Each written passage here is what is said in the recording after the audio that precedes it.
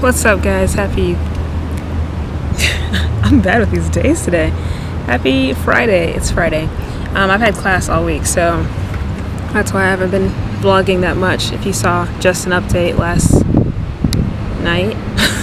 Sorry guys, this is one of those days that I really don't want to vlog, but I just need to, just to keep up the vlog first of all, and keep up the purpose of my business and of my brand. So I am vlogging today, and today we're gonna do a table talk. I feel a little bit off. I'm just really tired, honestly. I took a test today. I should get the results in about 2 hours, so I'm excited about that. I'm pretty sure I passed. It was a very simple test and a very simple class, honestly. A lot of the stuff I had already known from working at Area West for 2 years now as office manager, and then working as an agent for the additional 9 months, or integrated 9 months. A lot of good stuff was said during this past week, and I'm excited to actually implement this stuff this quarter. And I might do a business plan video coming up soon, just to keep you guys afloat of that.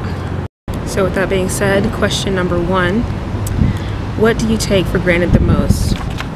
I think in the past I've taken for granted my family relationships the most, and I'm now realizing how important those are and how much more compatible family relationships are as opposed to friendships.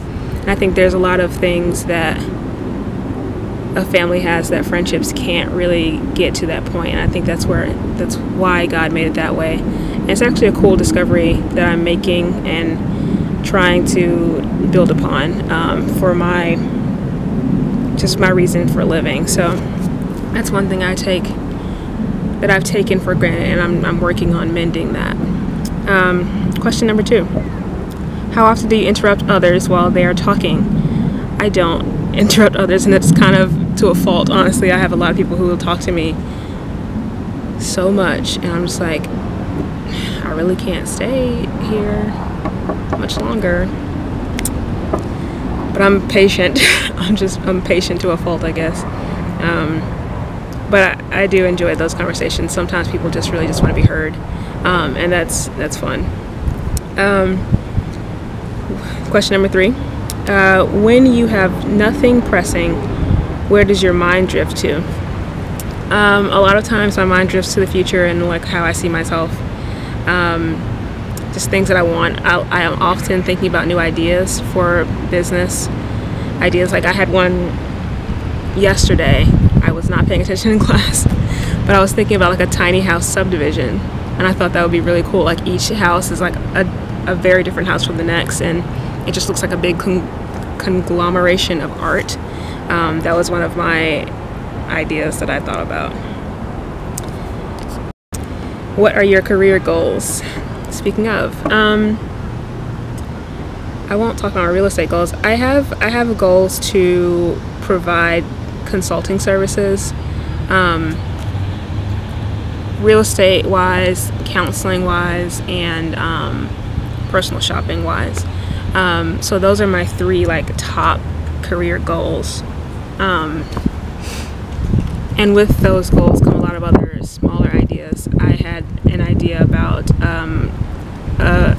flipping houses, a homeless shelter, like a state-of-the-art homeless shelter. Not state-of-the-art, but like just one that's like energy efficient and well paid for, and people can come in there and just, I don't know. It's a very utopian idea, and I understand that I'm an idealist in that way, but it was one of my ideas that I had. Next question is, how competitive are you? I am not competitive at all, and again, to a fault. Sometimes I am too passive, and I want to be more assertive in the way that I present myself as far as my goals for myself and for my businesses. Are you a penny pincher or a big spender? That depends on my amount of disposable income. Currently, I'm a penny pincher. I don't have much disposable income. I can't travel as much as I want, but I think once once I get my business afloat as far as real estate, I will become a big spender, but with a wise purpose in mind.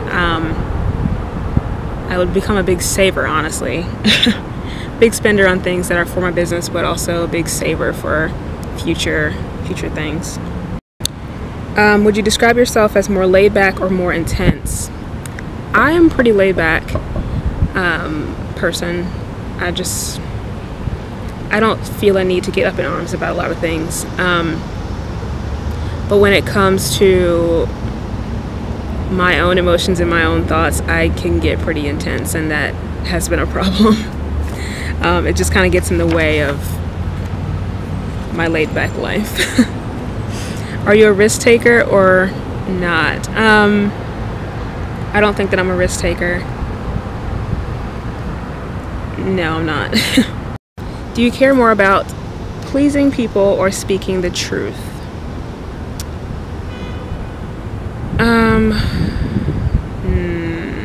I have some people pleasing tendencies, but that usually comes separate from like speaking the truth.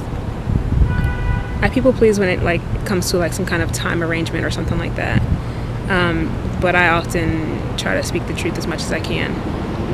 So I guess that's a weird question, because for me it's like separate. I don't get why those are together. What inspires you to write is the next question. I'm gonna stop saying soon. I like writing. I write to make a mark about that day. So kind of putting a stake in the ground of what has happened in that day. I journal. I've been journaling since like my sophomore year of high school, or like maybe my freshman year of high school. So I have a bunch of journals and a bunch of journal entries and stuff like that. I write to keep my sanity most days. Other days I write to, like I said, put a stake in the ground of what milestone has happened, or what thought that I had that was actually pretty significant. Eventually I'd like to put all of those more significant thoughts into a couple books coming up. Like that's also in a 5-year plan, to have at least one book out that's like a book with a purpose. I mean, I wrote that script last year. That was kind of just a joke to me. It was a pretty good joke, might I say, but it was still like not as much of a challenge as the book that I want to write coming up. Speaking of challenges, what big challenge have you taken on recently? Besides real estate, I've taken on a couple challenges at the church. Like, I'm doing almost 3 different ministries now. 2 are together. And the challenges for me is to let those schedules be, and to not let real estate like bulldoze those commitments that I have. So it's honestly, recently it's gotten a little bit overwhelming. Just the thought of my fall schedule. I'm like, Tuesdays I have this and Wednesdays I have this, and they're night commitments, but my current buyer needs to have available time to see homes at night. Not at night, but in the evening time. So it's becoming a bit of a problem. I'm hoping that I won't have this client at the sorry, I'm like, who's that? It's a butterfly. What was I saying? I'm hoping that I won't have this client past September. I want to, my goal for her is to get into a feasible contract by the end of July, and just kind of have that working on her behalf so she can move in. So that was a career goal for the quarter. Okay, so last question. When was the last time you wanted to scream? Explain. Oh, I've had so many times that I've wanted to scream in the past 6 months. The last time I can think about, though, I think was in March. I was just done with everything. I was just like, why? There's just so much going on, and my emotions were not helping. But since then, I have definitely grown to be a more emotion-aware person. I can sense when my countenance is changing, as I was talking about in some other videos, and just am able to be like, okay, this is what I'm feeling. I need to take that to the king and call it a day. And just, or I will let something kind of marinate for a while. Not for a while, not longer than 48 hours or so. And just kind of really find out what is the purpose of that feeling. So the last time that I've screamed or wanted to scream was in March, to answer the question. Hope you guys enjoyed today's table talk. I will see you all next week. Happy 4th of July. I actually might have some footage from the weekend because I think I'm doing something with a couple of people from Chattanooga. I don't know if you guys have seen Alex. I don't know if you guys have seen Joey. But that'll be super fun. I hope to get in contact with them this weekend. Yeah, so have a good weekend, guys. Bye.